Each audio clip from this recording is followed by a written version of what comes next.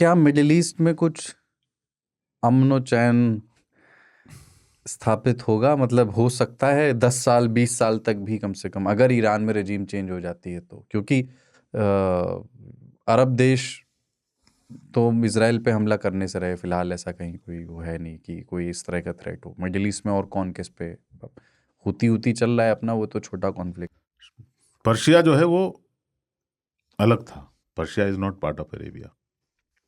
अरब peninsula के लोग पूरी दुनिया में सब जगह गए और उसके बाद से एक रिलीजन भी जो है 7वीं सदी से अभी तक बहुत ही फास्टेस्ट ग्रोइंग भी रिलीजन है। और पूरी दुनिया में लोग जो हैं वो मानने वाले हैं, है ना, फॉलो करते हैं। पर वैसा कोई नहीं है, इतनी लड़ाई किसी के बीच में नहीं है। इंडोनेशिया सबसे बड़ा मुस्लिम राष्ट्र है, पर सबकी कल्चरल जो मूविंग्स है ना वो लोकल है। मलेशिया है, इंडोनेशिया है, पर जो अरब में है ना एक कुछ है, वहाँ के पानी में कुछ है।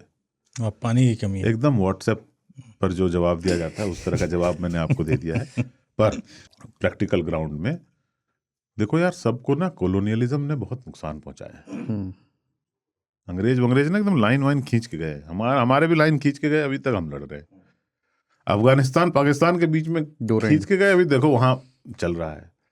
उन्होंने जहां भी लाइन खींची कुछ देखा नहीं यार, या जानबूझ के किया या कुछ भी किया। अरब देशों के कई लाइन आप देखो ना सीधे सीधे एकदम। हाँ, और वो लोग मेहनत नहीं किया, फिर कहीं इधर लाओ इंची लाना और उसको सीधा काट दी। इजराइल पैलेस्टाइन क्यों है? पैलेस्टाइन इजराइल का था, यहूदियों का था पैलेस्टाइन। अरबों के लिए था जॉर्डन।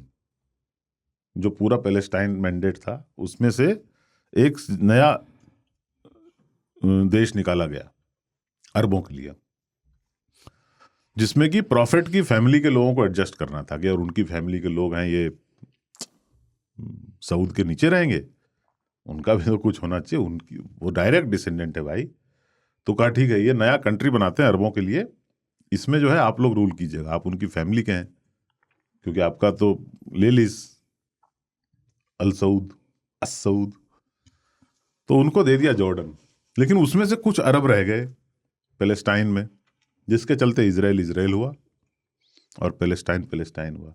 क्यों आज तक लड़ रहे हैं वो? बढ़िया से बंटवारा नहीं की। अफ्रीका में भी लाइन वाइन खींच के छोड़ दी। तो क्या होता है, वो लोग ना, दुनिया ट्राइबल होती है, हम भी ट्राइबल लोग हैं। हमारे यहाँ लड़ाई क्या है कि जो पश्तून ट्राइब है उसका कुछ हिस्सा पाकिस्तान में है, तो मानते ही नहीं डूरंड लाइन। कहते हैं यार हमारे लोग उधर है, आप लाइन खींच दोगे तो मान लेंगे हम डूरंड, गाली दे देते हैं। फिर वही हुआ है, आपने लाइन खींच दी। ये इराक है। इराक कहां से आया भाई? ये कौन सा मुल्क है? कौन बनाई? क्या इतिहास है इसका? नहीं, ये इराक है, ये बीच में कुवैत है, ये कतर है, ये बहरीन है, ये सऊदी अरेबिया है, और तुम अमीरात लोग, तुम लोग एक हो।